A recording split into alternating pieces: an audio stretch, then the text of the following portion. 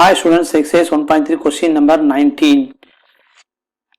The formula for converting from Fahrenheit to Celsius temperatures is y equal to the சார்பு கொடுத்துக்கிறோம். Find the inverse of the function and determine whether the inverse is also function. அதாவது ஃபாரன்ஹீட்லேருந்து Celsius வெப்பநிலைக்கு மாற்றும் சார்பு தான் கொடுத்துக்கிறோம். y equal to சொல்லி கொடுத்துக்கிறோம். y equal to 5x by 9 minus 760 by 9 எனில் y இன் நேர்மாறு சார்பினை காண்க. நேர்மாறு சார்பும் ஒரு சார்பென காண்க. ஓகே, ஃபர்ஸ்ட் பார்ட் என்ன கொடுத்துருக்காங்க அப்படின்னா நேர்மாறு வந்து ஃபைன் பண்ண சொல்லிக்கலாம். எதோ நேர்மாறுனா ஒய்யினுடைய நேர்மாறு. ஓகே, இப்போ இந்த சார்புடைய நேர்மாறு. இப்போ யூஸ்வலி வந்து நமக்கு சார்பு எப்பவுமே வந்து எஃப் ஆஃப் எக்ஸ்ன்னு தான் கொடுப்போம். Okay, f of x equal to 5x by 9 minus 160 by 9 கொடுப்போம். ஓகே, இதில் வந்து என்ன கொடுத்துக்கிறோம் அப்படின்னா ஒய் ஈக்குவல்னு கொடுத்துக்கிறோம். Okay, Y equal to pi 9 வந்து காமன் ஆகுறதுனால நம்ம ஒரே டைம் எடுத்துக்கலாம். 5x minus 160 by 9. இப்போ நம்ம ஃபர்ஸ்ட் ஸ்டெப் எப்படி என்னன்னா y equal to f of xங்கிற வடிவத்தில் எழுதுவோம். தென் செகண்ட் ஸ்டெப் வந்து x is equal to, அதாவது ஒய்யில் வந்து சார்பா இன் டேர்ம்ஸ் ஆஃப் ஒய் இதில் வந்து சார்பாக நம்ம எழுதுவோம். தென் தேர்டு வந்து அது என்ன g of ஒய்ன்னு வச்சுக்கலாம், அல்லது என்ன சொல்லலாம் அது f inverse of ஒய்னோட நம்ம வச்சுக்கலாம். அது வந்து இன் டேர்ம்ஸ் ஆஃப் ஒய்யில் இருக்கிறது. Okay, in terms of y. Fourth ஸ்டெப்பை என்ன பண்ணுவோம் அப்படின்னா அந்த ஒய்யில் இருக்கிற சார்பை எக்ஸாக மாற்றுவோம். அதாவது நமக்கு தேவையான எஃப் இன்வர்ஸ் ஈக்குவல் டு அந்த டைம் வந்து இன் டேர்ம்ஸ் ஆஃப் எக்ஸாக மாற்ற போகிறோம். ஓகே, இன் டேர்ம்ஸ் ஆஃப் எக்ஸில் அந்த சார்பாக மாற்றுவோம். இந்த 4 ஸ்டெப்ஸை ஃபாலோ பண்ணி நம்ம இந்த என்னுடைய ஃபங்க்ஷனோட இன்வர்ஸ் ஃபைன் பண்ணுறோம். ஸோ ஃபர்ஸ்ட் ஸ்டெப்பு ஓகே, அதே மாதிரி ஒய் ஈக்குவல் டு எஃப் ஆஃப்ங்கிற வடிவத்தில் எழுதிட்டோம். ஓகே, நெக்ஸ்ட் வந்து எக்ஸில் வந்து அதாவது எக்ஸ் ஈக்குவல் டு ஒய்யில் வந்து சார்பை நம்ம எழுத போகிறோம். ஓகே, அப்போ எக்ஸ் இதில் ஃபைன் பண்ண போகிறோம். ஃபர்ஸ்ட் 9 பக்கம் 9y equal to 5x minus 160. Next 160 அந்த பக்கம் அனுப்புகிறோம். Okay, 9y plus 160 okay equal to 5x. Then X வேணா 5 அந்த பக்கம் அனுப்பும்போது டிவைட் ஆயிரும். Okay, 9y plus 160 by 5. Okay, நம்ம கன்வீனியன்ட்டுக்கு எக்ஸ் இஸ் ஈக்குவல் டு எழுதிக்கலாம். ஓகே, ரெண்டு ஒன்று தான். X is equal to 9y, இந்த 5 வந்து ரெண்டு காமனுங்கனால 9y by 5 plus 160 by 5. Okay, எத்தனை ஹவு மெனி டைம்ஸ் போடலாம்னா 32 டைம்ஸ் போடலாம். ஓகே, 32 டைம்ஸ் இன்ட்டு 5 போட்டால் என்ன கிடைக்கும் நமக்கு 160 கிடைக்கும். அப்போ 32ன்னு போட்டுக்கலாம். ஓகே, 32. இது வந்து செகண்ட் ஸ்டெப். ஓகே, அடுத்து வந்து தேர்ட் என்ன பண்ண போகிறோம், இது வந்து எஃப் இன்வர்ஸ் ஆஃப் ஒய்ன்னு நம்ம எடுக்க போகிறோம். அது 9y by 5 plus 32. Fourth step என்ன பண்ணோம்னா எக்ஸை வந்து சேஞ்ச் பண்ணி எழுத போகிறோம்.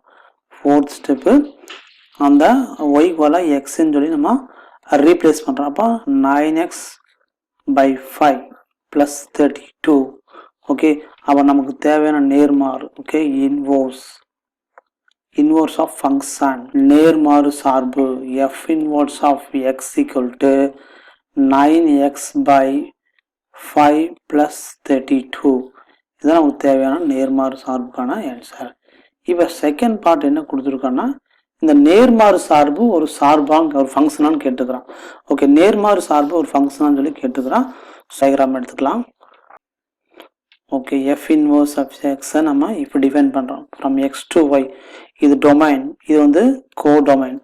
சார்பகம் இது வந்து வீச்சகம் அப்படின்னு நம்ம சொல்லுவோம்.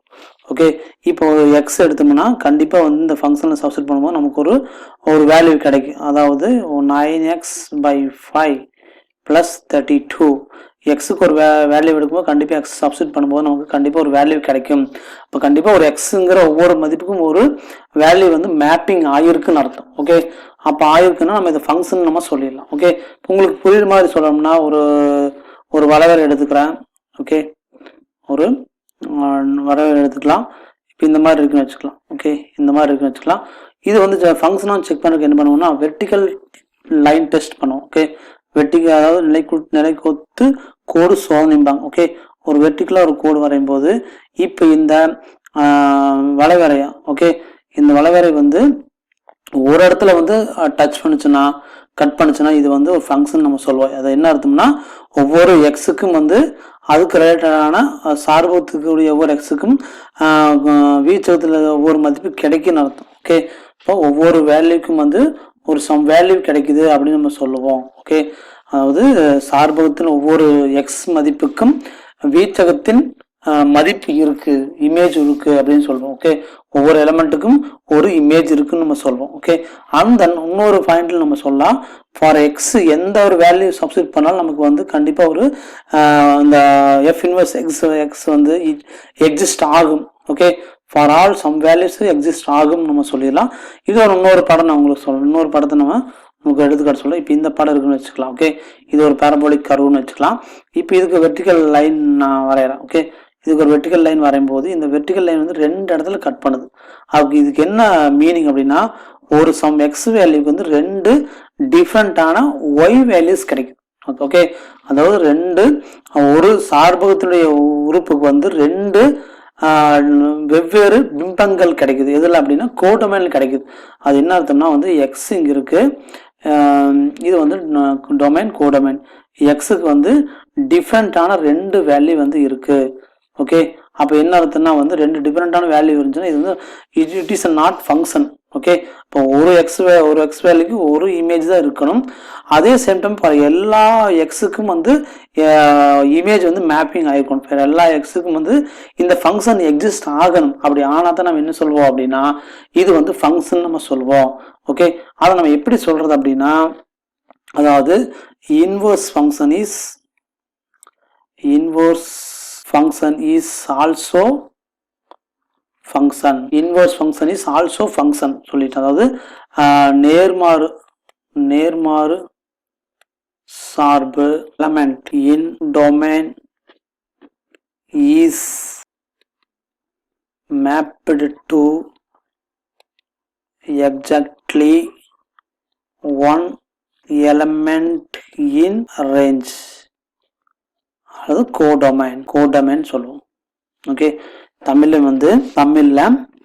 ஒவ்வொரு சார்பகத்தில் வீச்சகத்தில் ஒரு பிம்பத்தினை பெற்றிருக்கிறது, எனவே நேர்மாறு சார்பு ஒரு சார்பாகும் அப்படின்னு நம்ம எழுதிடலாம். தேங்க்யூ.